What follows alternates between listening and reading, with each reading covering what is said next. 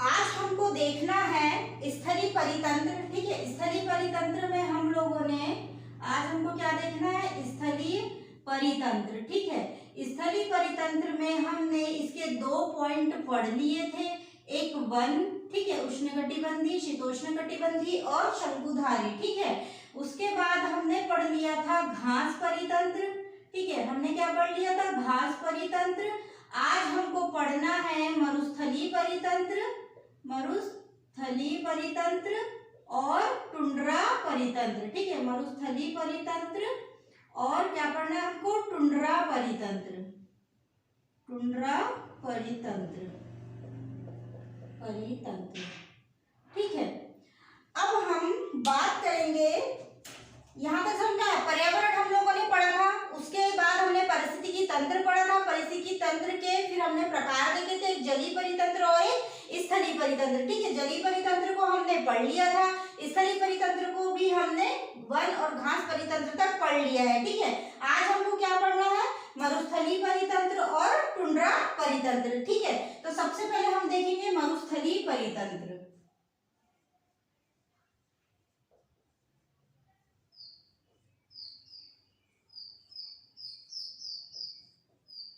आज हम देखेंगे मरुस्थलीय परितंत्र। ठीक है, अब मरुस्थलीय परितंत्र की बात करें, मरुस्थल की अगर हम बात करें तो मरुस्थल कैसे बनता है, कहाँ बनता है, क्यों बनता है। ठीक है, तो पृथ्वी में मरुस्थलों का वितरण अगर हम देखें तो अफ्रीका के सहारा, सऊदी अरब, फारस, इन क्षेत्रों में ही हमारे यहाँ मरुस्थल का वितरण है, अधिक संख्या में या अधिकतर। ठीक है, उसके अतिरिक्त मरुस्थल 2 प्रकार के होते हैं, एक शीत मरुस्थल भी होता है,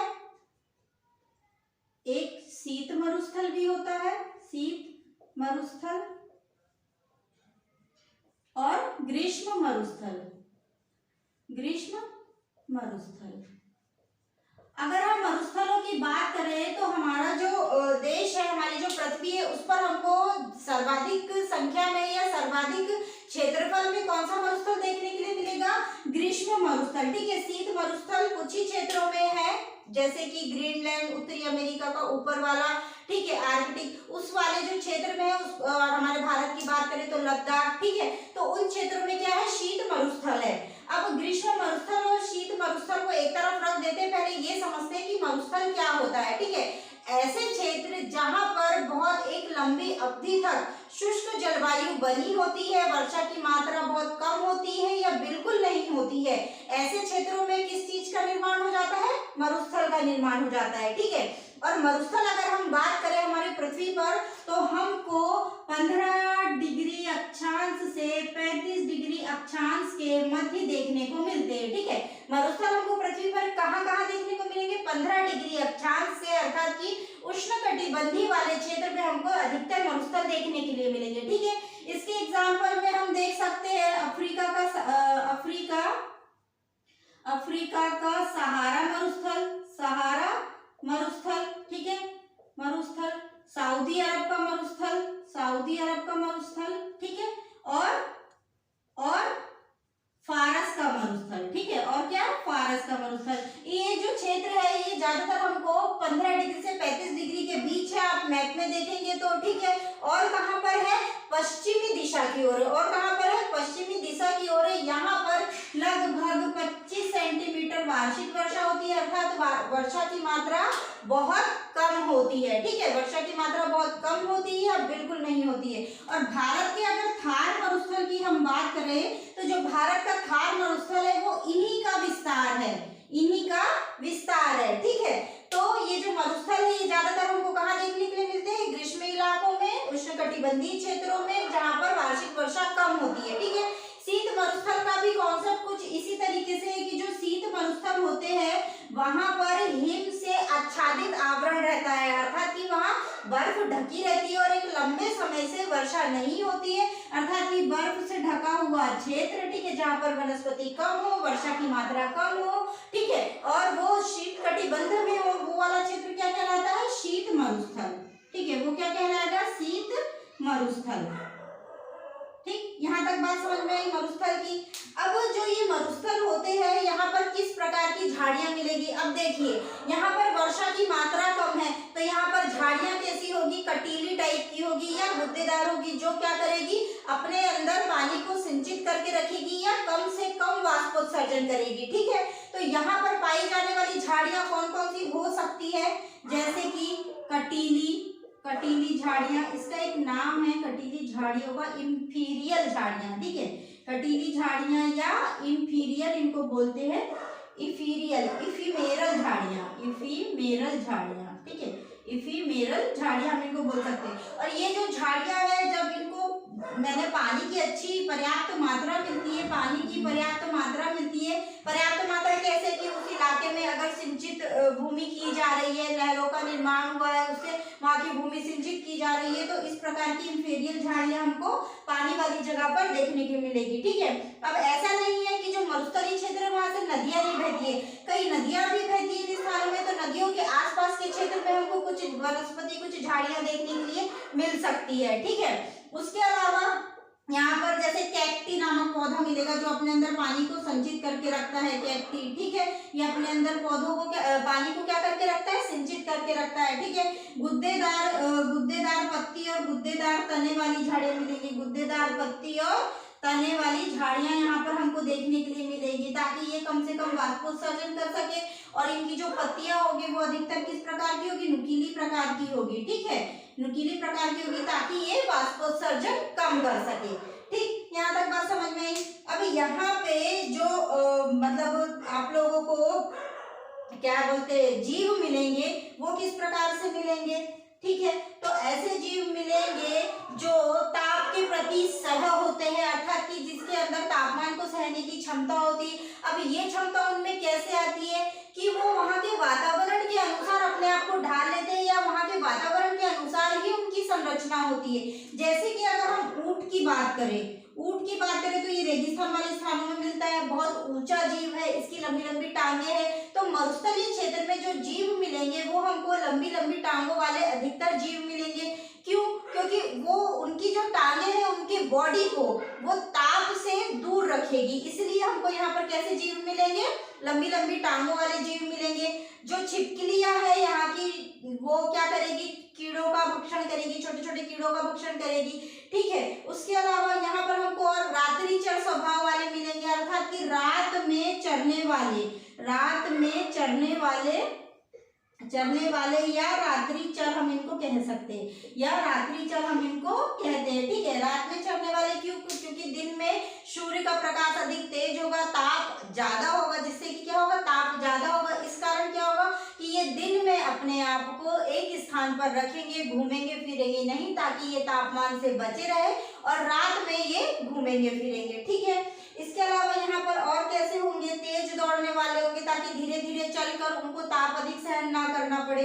इसके अतिरिक्त यहाँ पर और कैसे होंगे, लंबी टांगों हमने देख लिए। ठीक है, उसके बाद ये यहाँ के जो शाकाहारी जंतु है वो ये छोटे मोटे जो ये वनस्पति है उन पर ही निर्भर होंगे, उनके बीजों से अपना भोजन प्राप्त करेंगे। ठीक है, और जो यहाँ के जो जीव होते हैं वो मूत्र उत्सर्जन गाढ़ा सांद्र टाइप का करते हैं, ताकि उनके बॉडी से ज्यादा पानी की मात्रा बाहर ना जाए। ठीक है, तो इसका मतलब हम ये समझ सकते हैं कि जीव जंतु पेड़ पौधे वो उनको जैसा वातावरण मिलता है, जो उनके लिए अनुकूल दशाएं होती है, उस आधार पर वो अपने आप को ढाल लेते हैं। और ये लाइफ का भी फैक्ट है कि जैसा वातावरण हो रहा है, जैसी चीजें हो रही है, अगर उसके अनुसार हमने अपने आप को नहीं ढाला तो हम ज्यादा दिन तक सरवाइव नहीं कर पाएंगे, हम मर जाएंगे। ठीक है, तो ये जंतु भी ऐसे ही होते हैं, हर क्षेत्र में रहने वाले जंतु वैसे ही होते हैं कि उस क्षेत्र के अनुकूल एक तो उनकी संरचना होती है, ऊपर से वो उस क्षेत्र में अपने आप को ढालने की कोशिश करते हैं या ढाल लेते हैं। ठीक है, तो वो क्या होते हैं, वहां पर किसी भी वातावरण में वो अपने आप को क्या कर लेते हैं, अपना जीवन अच्छा बना लेते हैं और आगे के लिए उनको अच्छा हो जाता है। आगे अगर अब इसमें हमने देख लिया कि जो ये मरुस्थलीय क्षेत्र है वो शीत ग्रीष्म, ठीक है, दोनों प्रकार के होते हैं। कौन कौन से, अफ्रीका का सहारा, सऊदी अरब का मरुस्थल और फारस का मरुस्थल, भारत में थार मरुस्थल। ठीक है, अब भारत का जो थार मरुस्थल है उसकी अगर हम उसकी कुछ विशेषताओं की बात करें तो यहाँ पर भी जो वार्षिक वर्षा है भारत के थार वाले क्षेत्र में, राजस्थान वाले क्षेत्र में थार मरुस्थल में 25 सेंटीमीटर, यही उसका बात है कि 25 सेंटीमीटर से भी कम यहाँ पर वार्षिक वर्षा होती है, शुष्क रहता है। एक चीज है कि जो ये भारत में थार मरुस्थल का जो थार मरुस्थल है वहां पर बरखान पाए जाते हैं, ऊंचे ऊंचे टीले पाए जाते हैं, बरखान पाए जाते हैं, टीले पाए जाते हैं। और ये टीले बनते कैसे है, ठीक है, हवाएं चलती है, हवाएं चलती है, वो अपने साथ मिट्टी को भी लेकर जाती है, जो रेत है वहां पर उनको भी उड़ा के लेके जाती है, ठीक है। तो जब जब ये हवाएं चलती है, कुछ हिस्सा यहाँ से उड़ के इधर आ गया, फिर कुछ हिस्सा यहाँ से उड़ के इधर आ गया, तो जो ये टीले होते हैं वो चलायमान होते हैं। ये टीले क्या होते हैं, चलायमान होते हैं, हवा के साथ आगे बढ़ते जाते हैं। इसलिए यहाँ पे जो हमारे यहाँ थार मरुस्थल में जो पेड़ पौधे वनस्पतियां हैं वो बहुत कम देखने को मिलेगी, क्योंकि इस प्रकार के जो टीले होते हैं वो हमारे जो वनस्पति पेड़ पौधे हैं उनको पकड़ नहीं दे पाते, उनको सहारा नहीं दे पाते। क्यों? क्योंकि ये चलायमान होते, आज यहाँ है तो कल हवा चलेगी, तो यहाँ आज यहाँ है तो कल यहाँ, ऐसे वो चलते जाते हैं और अपनी आकृति बदलते जाते हैं। इन्हीं को क्या बोला जाता है, बरखान और टीले बोला जाता है, ठीक है। और शबरी पादपों में मेहंदी, खजड़ी, सबगोल, गुगल, ठीक है, बबूल, इस प्रकार के यहाँ पर देखने को मिलेंगे। इंदिरा गांधी नहर इसी कारण यहाँ से निकाली गई थी कि मरुस्थलीय क्षेत्र है तो यहाँ पर जो रहने वाले लोग तो रहते ही है, तो वहाँ पर रहने वाले लोगों को भूमि सिंचित करने के लिए पर्याप्त मात्रा में जल मिल पाएगा, उसी आधार पर वहाँ पे वनस्पतियां, फसलें उगाई जा सकती है, जैसे कि मोटे अनाज यहाँ पर ज्यादा उगाए जाते हैं, बाजरा, ठीक है, बाजरा, जौ, गेहूं, इस प्रकार के जो मोटे अनाज है ये राजस्थान वाले क्षेत्र में ज्यादा उगाए जाते हैं। अब आगे देखें, अब भारत में एक लद्दाख में शुष्क मरुस्थल है। लद्दाख वाले क्षेत्र में कम वर्षा होती है क्योंकि ये हिमालय के वृष्टि छाया क्षेत्र में आता है, इस कारण यहाँ पर क्या होती है, कम वर्षा होती है, इसलिए क्या बन गया है, एक शीत शुष्क मरुस्थल बन गया है, ठीक है। तो भारत में अगर हमसे पूछा जाए कि शीत मरुस्थल कहाँ है, तो लद्दाख या लेह वाले क्षेत्र में क्या है, शीत मरुस्थल है। और उसके शीत मरुस्थल होने का कारण क्या है कि ये महान हिमालय के वृष्टि छाया क्षेत्र में आता है, ठीक। अब मरुस्थल से यहाँ पर लगभग हमारी सारी बात हो गई है। मरुस्थलीय परितंत्र आपको समझ में आया होगा। अब हम देखेंगे टुंड्रा परितंत्र। टुंड्रा परितंत्र, ठीक है। टुंड्रा का अर्थ ही होता है बंजर भूमि। टुंड्रा का अर्थ क्या होता है, बंजर भूमि, ठीक है। टुंड्रा का क्या अर्थ होता है, बंजर भूमि, इसको क्या कहा जाता है, बंजर भूमि कहा जाता है टुंड्रा को, ठीक है। अब जो यहाँ पर जो टुंड्रा वनस्पति क्षेत्र है या जो टुंड्रा परितंत्र है, यहाँ पर पर्यावरणीय जो दशाएं हैं वो बहुत ही बहुत ही अनुकूल नहीं होती है, ठीक है। क्या होती है, अनुकूल नहीं होती है यहाँ के वनस्पति और जीव जंतुओं के लिए। कुछ ही मात्रा में यहाँ पर वनस्पति और कुछ ही मात्रा में यहाँ पर जीव जंतु पाए जाते हैं, ठीक। अब क्यों यहाँ पर पर्यावरणीय दशा अनुकूल नहीं होती है, क्योंकि ये एक तो हिमाच्छादित क्षेत्र है, ठीक है, ऊंचे कटिबंधों में स्थित है, अर्थात कि शीत कटिबंध में स्थित है, ठीक है। और इनका जो यहाँ पर जो होता है सूर्य का प्रकाश है वो 8 महीने नहीं पहुंच पाता है, इसलिए यहाँ पर जब तापमान नहीं मिलेगा, सूर्य की प्रकाश नहीं मिलेगा, तो पौधे कैसे सर्वाइव करेंगे, जीव जंतु कैसे सर्वाइव करेंगे, ठीक है। तो कुछ ही प्रकार के यहाँ पर जीव जंतु होते हैं, कुछ ही प्रकार की यहाँ पर वनस्पतियां होती है। क्यों? क्योंकि ये एक हिमाच्छादित क्षेत्र और यहाँ सूर्य का प्रकाश 8-8 महीनों तक नहीं पहुंच पाता है, ठीक। अब जो टुंड्रा परितंत्र है इसके अंतर्गत 2 टुंड्रा परितंत्र आते हैं, एक आर्कटिक टुंड्रा परितंत्र, आर्कटिक टुंड्रा परितंत्र, आर्कटिक टुंड्रा, और एक अल्पाइन टुंड्रा, ठीक है, एक अल्पाइन टुंड्रा।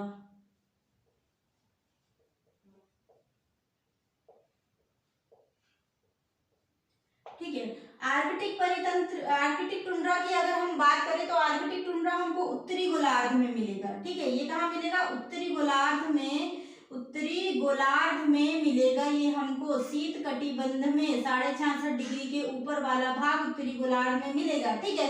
इसको आर्कटिक टुंड्रा को और समझने के लिए जो हमारे वृक्ष होते हैं जिनकी ऊंचाई के आधार पर एक सीमा रेखा बनाई जाती है, ठीक है। और ध्रुवों के नीचे की सीमा रेखा इसके बीच वाले जो भाग में है, यहाँ पर ये हमको आर्कटिक टुंड्रा दिखाई देते हैं। आर्कटिक टुंड्रा परितंत्र हमको यहाँ पर दिखाई देता है कि जो पेड़ है हमारे, उनकी जो एक सीमा स्थल है, सीमा रेखा है, ठीक है। और ध्रुवों की जो सीमा रेखा उसके बीच वाला जो भाग है वो क्या कहलाता है, आर्कटिक टुंड्रा कहलाता है, ठीक है।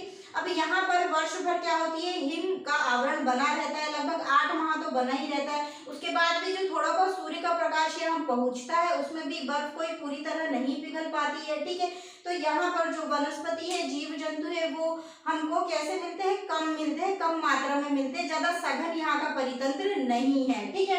अब अल्पाइन टुंड्रा की बात करें तो अंटार्कटिक वाला भाग, ठीक है, अंटार्कटिका वाला भाग जो कि दक्षिणी गोलार्ध में, कहाँ पर है, दक्षिणी गोलार्ध में है। यहाँ पर और कम परितंत्र मिलता है, क्यों, क्योंकि ये इसका जो आधे से अधिक भाग है वो कैसा है, जलमग्न है, जलमग्न है, कैसा है, जलमग्न है, जल में डूबा हुआ है यहाँ पर, इसलिए हमको यहाँ पर और कम परितंत्र देखने को मिलता है, किसकी अपेक्षा, आर्कटिक टुंड्रा की अपेक्षा, ठीक है।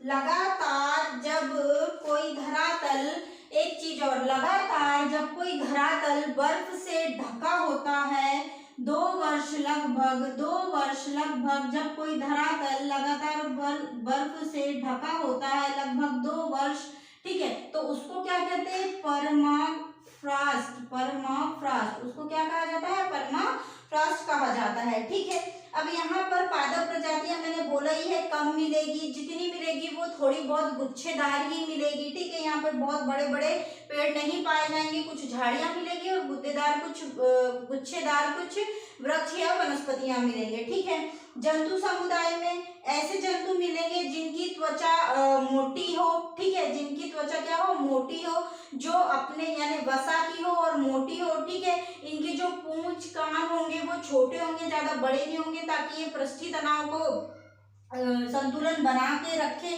ठीक है। इसके अलावा यहाँ पर जो कीट होंगे उनका जीवन ज्यादा नहीं हो पाएगा, कैसे कि वो बर्फ में दब जाएंगे, ठीक है। इसके अलावा जैसे अब यहाँ के उनकी नाम की बात करें जंतुओं के, तो ध्रुवी भालू, बियर, हिमलोमड़ी जिनको बोला जाता है, ठीक है, उल्लू, इस प्रकार के वहां जो सरवाइव कर पाएंगे इस प्रकार के जंतु, और इनकी जो त्वचा होगी वो कैसी होगी, मोटी होगी और वसा युक्त होगी, ठीक। अब ये हो गया हमारा यहाँ पर टुंड्रा परितंत्र, ठीक है। तो स्थलीय परितंत्र के हमारे चारों चीजें हो गई है, वन परितंत्र, घास परितंत्र, मरुस्थलीय परितंत्र और टुंड्रा परितंत्र, ठीक है।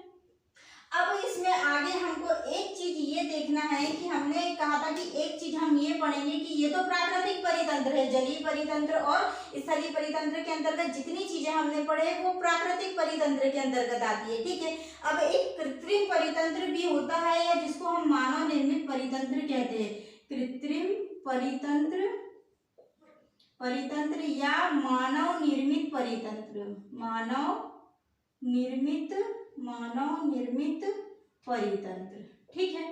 अब इसके अंतर्गत ऐसी चीजें आती है जो प्राकृतिक रूप से नहीं बनी हुई है, जैसे पेड़ पौधे, जो मरुस्थल है, टुंड्रा है, ये हमारे यहाँ कैसे उपलब्ध है, प्राकृतिक रूप में उपलब्ध है, अपने आप ये निर्मित हुआ है, ठीक है। इसको किसी ने इसका निर्माण नहीं किया है। तो हमको ये देखना है कृत्रिम परितंत्र और मानव निर्मित परितंत्र, अर्थात कि जिसको मानव ने अपने अनुसार ढाला है या अपने हिसाब से उसको बनाया है, वो क्या आ जाएगा, कृत्रिम परितंत्र, मानव परितंत्र में। अब मानव को इसकी आवश्यकता क्यों पड़ी, क्योंकि धीरे धीरे आप देख रहे हो जनसंख्या तो धीरे धीरे नहीं, बहुत तेजी से बढ़ रही है, जनसंख्या बढ़ रही है, तो लोगों की जरूरतें बढ़ रही है, उसको खाने की पर्याप्त उपलब्धता नहीं हो पा रही है, जिसके कारण वो क्या कर रहा है, कृत्रिम परितंत्रों का निर्माण कर रहा है, ताकि वो अपनी आवश्यकताओं की पूर्ति कर सके। किसकी पूर्ति कर सके, आवश्यकताओं की पूर्ति कर सके। लेकिन मानव अपनी आवश्यकताओं की पूर्ति करने के लिए क्या कर रहा है, प्राकृतिक परितंत्र का विनाश कर रहा है। क्या कर रहा है, प्राकृतिक परितंत्र का विनाश कर रहा है, ठीक है। अब कृत्रिम परितंत्र में हम बात करें तो इसके अंतर्गत क्या क्या आएगा, कृषि परितंत्र, ठीक है, कृषि परितंत्र, फसलों का उत्पादन करता है खाद्य आपूर्ति के लिए मानव, ठीक है। तो वो उसके अंदर, वो किसके अंतर्गत आता है? कृषि परितंत्र के अंतर्गत आता है, ठीक है। इसके अलावा क्या करता है? मानव निर्मित वन, मानव निर्मित वन या वृक्षारोपण हम कह सकते हैं, या वृक्षारोपण करता है। मानव क्या करता है? वृक्षारोपण करता है। कृत्रिम परितंत्र, कृषि जो परितंत्र है वो क्या होता है? लोग अपनी निजी भूमि में करते हैं, ठीक है, जिससे खाद्यान्न की उपलब्धता हो और आसपास पर्यावरणीय माहौल अच्छा हो। लेकिन क्या होता है कि कृषि भी करने के साथ साथ उपज का तो इन लोग अच्छा भाग ले लेते हैं, लेकिन जो उसका खराब वाला पार्ट होता है, जिनको फेंक देते हैं या जला देते हैं, उससे क्या होता है? पर्यावरण प्रदूषण होता है। जैसे कि आप पंजाब वाले क्षेत्र में देखते हो कि वहाँ जो धान का भूसा जलाया जाता है, उससे दिल्ली और वहाँ के आसपास के क्षेत्र में जो स्मॉग उत्पन्न होता है वो कितना हानिकारक होता है, वो वायु प्रदूषण का एक प्रकार है, ठीक है। तो ये कृषि परितंत्र की ये हानियां हैं। लाभ तो है कि लोगों को जीविका के लिए खाद्य उपलब्ध होता है, लेकिन इसकी हानियां भी है। क्यों? क्योंकि उसका जो निराकरण है अपशिष्ट चीजों का, वो अच्छे से नहीं हो पाता है, ठीक है। अब मानव निर्मित वृक्षारोपण, मानव निर्मित परितंत्र या मानव द्वारा निर्मित वन या वृक्षारोपण, तो ये क्या होता है कि जो गवर्नमेंट की कुछ भूमि होती है वहां पर पौधों को लगाया जाता है। स्कूल विद्यालय यहाँ पर देखते ही होंगे कि वृक्षारोपण अभियान चल रहा है, चलाया भी गया नदियों के किनारे, सड़कों के किनारे, ठीक है, रेलवे ट्रैक के किनारे। तो ये वृक्षारोपण उसी का एक हिस्सा है कि इस प्रकार से वहां पर, यहाँ पर यानी जहाँ जहाँ खाली स्थान है, जहाँ लगाने की वृक्षों को संभावना है, तो वहां पर क्या किए जाते हैं? वृक्ष लगाए जाते हैं, ठीक। अगला ये हो गया। इसके अलावा और क्या क्या करता है मानव? नगरीय परितंत्र हमने देख लिया। एक्वाकल्चर, जलीय जंतु को पालने का काम, जो छोटे मोटे बांध बनाए जाते हैं या मानव द्वारा निर्मित जो तालाब होते हैं उनमें क्या किया जाता है? छोटे छोटे जीव जंतुओं को पालने का काम किया जाता है। खासकर मछली पालन बहुत प्रचलित है, कछुआ पालन बहुत प्रचलित है, ठीक है। तो इसका एक क्या आ जाएगा? एक्वाकल्चर, एक्वाकल्चर, ठीक है। इसका एक क्या आ जाएगा? एक्वाकल्चर, ठीक है। अगला और इसमें क्या आ सकता है? बांध, जलाशय, नहरें, इनका जो निर्माण किया जाता है ये भी मानव द्वारा ही निर्माण किया जाता है। बांध, जलाशय, नहरें, ठीक है, जो जल में रहने वाले जीव हैं उनके लिए ये अनुकूल दशाएं उपलब्ध कराता है। लेकिन बांध बना लेने से, जलाशय बना लेने से, नहरों का निर्माण कर लेने से भूमि का एक बहुत बड़ा हिस्सा कवर हो जाता है, जिसका इस्तेमाल दोबारा नहीं किया जा सकता, ठीक है। बांध बना लिए, जलाशय बना लिए, वहां पर जो प्रदूषण है उसकी मात्रा बढ़ जाती है, पर्यटन संबंधी चीजें होने लगती है, लोग घूमने जाते, देखने जाते, वहां पे अन्यत्र कचरा फैलाते हैं, ठीक है। तो ये क्या करता है? मानव निर्मित जो परितंत्र है वो सुविधा से ज्यादा असुविधाएं पैदा करता है, अर्थात कि कचरा अधिक उत्पन्न करता है, परितंत्र को अनुकूल कम करता है और कचरा अधिक उत्पन्न करता है, ठीक है। तो ये कुछ हो गए कृत्रिम परितंत्र अवगुण। मैं साथ साथ इनके बोलती चली गई हूँ तो वो चीजें समझ में आ गई होगी, ठीक है। अब हम यहाँ तक तो हमारा हो गया पूरा परितंत्र और परितंत्र के प्रकार, जलीय, स्थलीय और मानव निर्मित, ठीक है। अगले जो अब हमारे रहेंगे आगे के टॉपिक को, परिस्थितिकी तंत्र के कार्य वगैरह, उसको अब हम आगे देखेंगे। आज के लिए हम इतना ही रखते हैं। Thank you.